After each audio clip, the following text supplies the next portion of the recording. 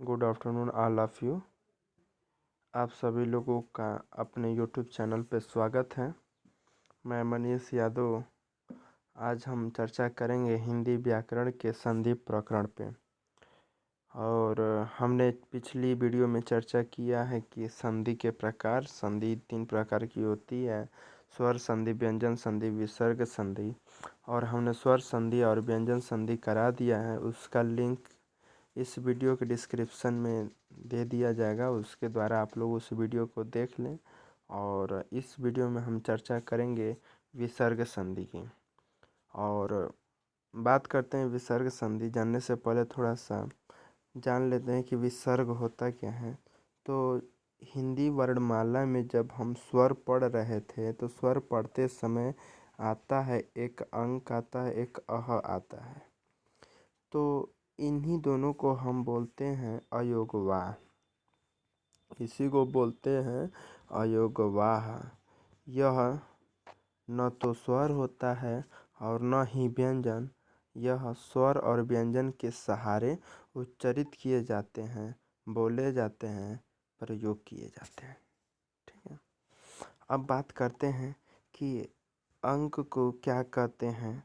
तो अंक को, जो ये अंक है, इसे अनुस्वार बोला जाता है, अनुस्वार। उसके बाद जो अह है, इसको विसर्ग बोला जाता है। यही विसर्ग जो आप देख रहे हैं, यह जो 2 बिंदु है, यही प्रतीक है, यही चिन्ह है विसर्ग संधि की। तो आप लोग विसर्ग संधि पढ़ने से पहले आप लोग जान गए कि विसर्ग संधि क्या होती है। जहाँ पे 2 बिंदु देखें, यही हम समझ लेंगे बस विसर्ग संधि है। अगर एग्जाम्पल आपके परीक्षा में आ जाता है तो आप लोग देखते ही पकड़ लेंगे कि हाँ, अरे ये तो विसर्ग संधि है। तो बिना सोचे समझे आपका 1 नंबर 2 नंबर कहीं गया हुआ नहीं। अगर आ गया विसर्ग संधि से कहीं से भी प्रश्न, तो आप लोग विसर्ग देखते ही आप लिख दें। जैसे हम एग्जाम्पल कराएंगे तो आप लोग देख लीजिएगा। और भी परीक्षा में आए हुए प्रश्नों को भी हम आपके टेस्ट में हम उसको इंक्लूड कर देंगे। ठीक है गाइस। अब हम चलते हैं इसकी परिभाषा के बारे में।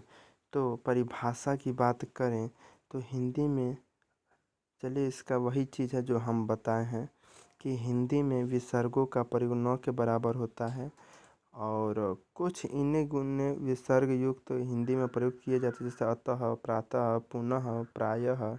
ये सभी जो हैं दैनिक जीवन में हिंदी में बहुत ही जैसे गिने चुने शब्द हैं जो प्रयोग किए जाते हैं। अगर हम बात करें कि परिभाषा क्या होता है, विसर्ग संधि कहते किसे हैं, तो विसर्ग के साथ स्वर या व्यंजन का में संयोग से जो विकार होता है, या स्वर या व्यंजन से मिलने से जो विकार होता है, उसे विसर्ग संधि कहते हैं। मतलब विसर्ग के साथ स्वर या व्यंजन दोनों में से कोई भी वर्ड आएगा तो वहाँ पे विसर्ग संधि होगा। चलिए कुछ बनाने का नियम देखते हैं जो बहुत इम्पॉर्टेंट है। वही नियम की हम चर्चा करेंगे। ज़्यादा नियम जानने की आवश्यकता नहीं है, क्योंकि आपको बस परीक्षा में पास करना है, पीएचडी नहीं करना है। तो आप लोग कम से कम नियम में ज़्यादा से ज़्यादा चीज़ें आप लोग कर सकें, इस तरह से आप लोग पढ़िए। ठीक है। पहले नियम की हम बात करें तो जो आपका पहला नियम है कि यदि विसर्ग के आगे आपके दंत, तालव्य स, मूर्धन्य स और दंत्य स, ये तीनों स आए तो वह क्रमशः स में बदल जाता है। मतलब आधा स में बदल जाता है। आधा तालव्य स, आधा मूर्धन्य स, आधा दंत्य स। किसके आगे आएगा? विसर्ग के आगे आएगा। ठीक है ना। विसर्ग के आगे जब भी तीनों स आएंगे तो वह आधा स में परिवर्तन हो जाएंगे। ठीक है, बदल जाता है। जैसे नि धन शंक, नि धन शंक, जो ये देखिए नि है, विसर्ग है, नि में विसर्ग है, शंक में बड़ा स है। तो देखिए विसर्ग चेंज हुआ है लेकिन बड़ा स में चेंज हुआ। देखिए निशंक, दुधन शासन, दुशासन। अरे वाह, ये बहुत ही इम्पोर्टेंट है, इससे तो आप लोग भूलिएगा मत। अगला देखिए, अगला और भी इम्पोर्टेंट है, निधन संदेह, निधन संदेह नहीं कहता रे कौन संदेह का ना ना एकदम निस्संदेह बा। ठीक है, तो आप लोग देखिए निधन संदेह तो निसंदेह। ठीक है, अब देखिए निधन संग निसंग निधन शब्द निशब्द। इस तरह से आता है आपका बहुत ही आसान आसान क्वेश्चन आता है। ये तो बहुत ही आसानी से आप लोग कर लेंगे, इसमें ज़्यादा सोचने और करने की ज़रूरत नहीं है, चिंता करने घबराने की भी ज़रूरत नहीं है। नियम नंबर 2 देखते हैं कि यदि विसर्ग से पहले ई या ऊ हो, मतलब कि विसर्ग के पहले विसर्ग के बाद या पहले कह लीजिए, मान लीजिए जो भी वर्ड है उसके पहले विसर्ग होगा, तो मान लीजिए ई है या ऊ है, तो उसके बाद में ई या ऊ के बाद ऊ हो और बाद में रो आए, मतलब विसर्ग के पहले ये रहेगा, माफ़ कीजिएगा, मान लीजिए पहले आपका ई या ऊ होगा, फिर उसके बाद विसर्ग चिन्ह होगा, जैसे एग्जाम्पल हम करेंगे तो क्लियर कर लेंगे। उसके बाद में र आए, ठीक है ना, उसके बाद र आएगा तो विसर्ग का लोप हो जाता है, तो यह विसर्ग जो है गायब हो जाता है और ई ऊ का दीर्घ में बदल जाता है। तो ई का दीर्घ होता है बड़ी ई और ऊ का दीर्घ होता है बड़ा ऊ। तो यहाँ पे ई बड़ी ई में ऊ बड़ा ऊ में, अगर वहीं पे और आता तो अ का दीर्घ क्या होता है बताइए, आ होता है। ठीक है, तो इस तरह से बदल जाता है, जैसे नी धन र, नी धन र, देखिए न में ई की मात्रा है, ई के बाद विसर्ग है, उसके बाद रव है, तो यहाँ पे हमने बताया था कि ई या ऊ के बाद जब भी र आएगा तो विसर्ग का लोप मतलब समाप्त हो जाता है। तो यहाँ पे देखिए नी धन रव बराबर नीरव, और नी छोटी है तो जब नी विसर्ग का लोप होगा तो छोटी ई किस में बदल जाएगी, बड़ी ई में बदल जाएगी। तो यहाँ पे नीरव, नी धन रोग बराबर निरोग, नी धन रस बराबर नीरस, और बहुत ही इम्पॉर्टेंट है कि नी धन रोग बराबर निरोग, यह भूलना नहीं चाहिए, आप लोग एकदम कंठस्थ कर लीजिए।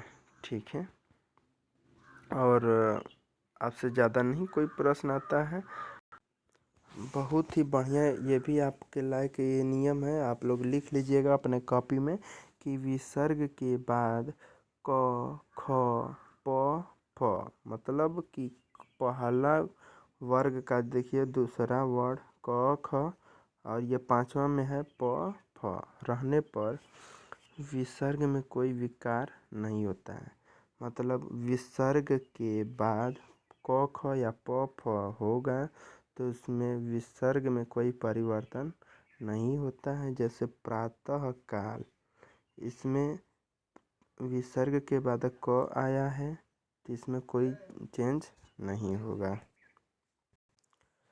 यहाँ पे आप लोगों ने देखा कि प्रातः में अह है, विसर्ग है, काल में क है, तो मतलब अह में क जोड़ेंगे तो हमने बताया था कि क में का विसर्ग का लोप हो जाता है, लोप नहीं होता है, कोई परिवर्तन नहीं होता है, माफ़ कीजिए कोई परिवर्तन नहीं होता है, ज्यों का त्यों लिख देते हैं। तो प्रातः काल पय धन पान बराबर पयः धन पान, अंतः धन करण बराबर अंतःकरण।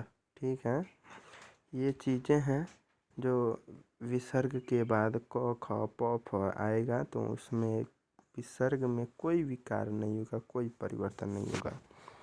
ठीक है गाइज, अब हम देखते हैं कि एक ही बहुत ही इम्पोर्टेंट ये भी है, इस नियम को आप लोग लिख लीजिए कि होता क्या है कि यदि विसर्ग से पहले अ या आ को छोड़कर कोई स्वर हो और बाद में तृतीय चतुर्थ और पंचम वर्ण अथवा य र ल व अंतस्थ में से कोई भी वर्ण हो तो उसे विसर्ग कहते हैं।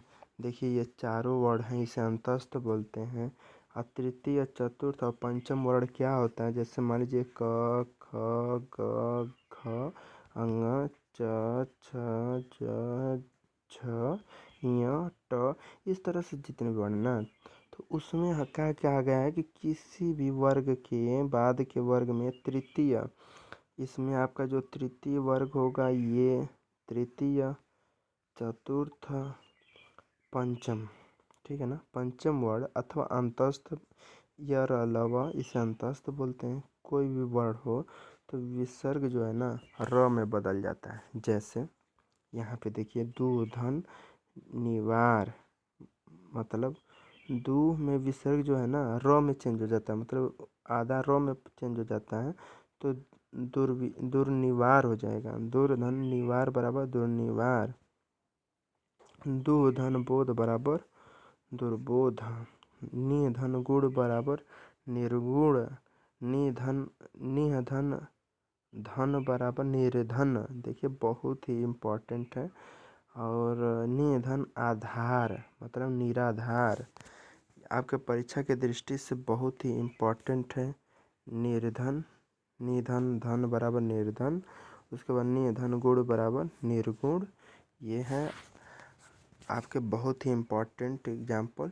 और भी हम आपके एक्सरसाइज में करा देंगे। अगला वीडियो में हम चर्चा करेंगे एक्सरसाइज की, ठीक है। अगर समझने में कोई दिक्कत हो तो आप लोग कमेंट करके बताइए, और जो संधि न समझ में आए उससे आप लोग कमेंट करिए, उसका हम सॉल्व करके आपको भेजेंगे, ठीक है। और कोई समस्या हो तो वो भी कमेंट कीजिए ताकि उसका निवारण किया जा सके। धन्यवाद।